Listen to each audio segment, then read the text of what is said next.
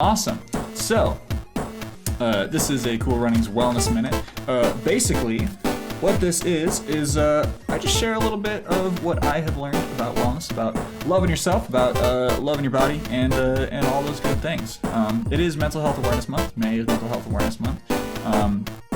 But today what we're going to talk about is sweets. So when you think about sweets, when you think about food, tend to have kind of a complicated relationship with food, with sweets. Really, like, it's all about managing your expectations with it, right?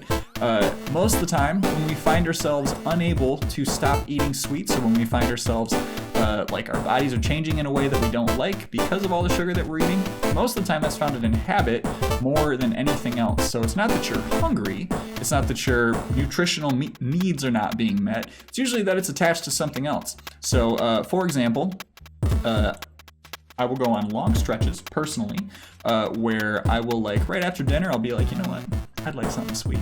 And it only takes like 3 or 4 days of me doing that over and over again for me to fall into that habit and do it over and over again. And so now, once I break the habit, I can see it and I can see, like, oh, do I really want a cookie because I'm hungry, because I want something delicious? Or do I want a cookie because I just, like, have a cookie every day after dinner?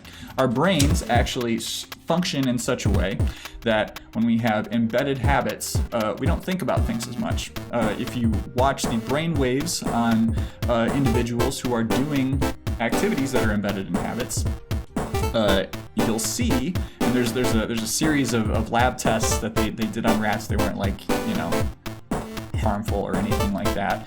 But essentially, when you are in a rut, your brain activity just, like, takes a little dip and goes into autopilot. So most of the time when we're eating sweets, that's what we're doing, right? It's less that we're like, hey, I'm gonna treat myself, and more like, oh, I'm gonna do this out of habit. So the main thing that I'm trying to get to is have self-forgiveness with it. Understand this is when I'm doing it out of habit, and this is when I'm doing it to, like, have a good time. A holiday, having some cookies on Christmas, sweets are a good time. Yeah, that's pretty much it. Do I have any?